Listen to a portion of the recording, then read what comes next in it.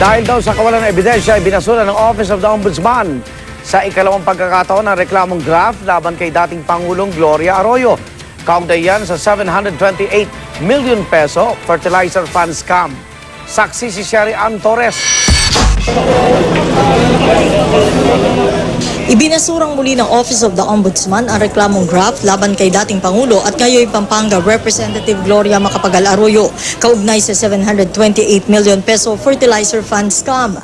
Ayon sa Ombudsman, wala raw batayan na reklamo dahil wala raw kaukulang dokumento o testimonyang magpapatunay na may kinalaman ng dating Pangulo sa anomalyang isinagawa raw ni dating Agriculture Secretary Luis Lorenzo Jr. at dating Agriculture Undersecretary Jocelyn Jokjok Bolante. Ibinasura na noon ni dating Ombudsman Merceditas Gutierrez ang reklamo bago ito pinabuksang muli kasunod ng kanyang pagbaba sa pwesto. Ang kampo ng mga Arroyo masaya sa desisyong ito ng Ombudsman. Ang nakalulungkot lang daw ayon sa abogado ng dating Pangulo, nagamit daw ang issue para siraan si Ginang Arroyo at ang kanyang administrasyon sa mata ng publiko. Ang resolusyon ng Ombudsman iginagalang naman daw ng palasyo.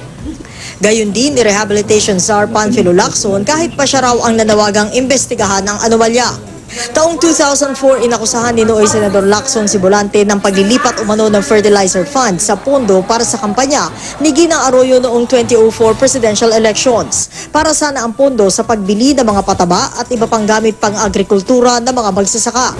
Pero lumabas sa investigasyon na di natanggap ng mga magsasaka at mga lokal na pamahalaan ng pondo at sa halip ay napunta sa ilang grupong walang kinalaman sa agrikultura. Sina Lorenzo at Bolante pinakasuhan ng plunder ng Ombudsman noon pang 2011.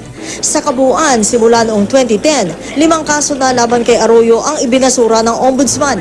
Kabilang dyan ang 3 plunder cases kaugnay sa pagbebenta ng Iloilo Airport, ang mali umanong paggamit sa pondo ng Overseas Workers Welfare Administration, at umano'y anomalya sa ilang infrastructure projects sa Camarines Sur kung saan kongresista ang anak niyang si Dato. Naka-hospital arrest sa Veterans Memorial Medical Center si Arroyo na nahaharap sa kasong plunder para naman sa maanomalya raw na paggamit sa mahigit 300 milyong pisong pondo ng PCSO. Ako si Sherry Ann Torres, ang iyong saksi.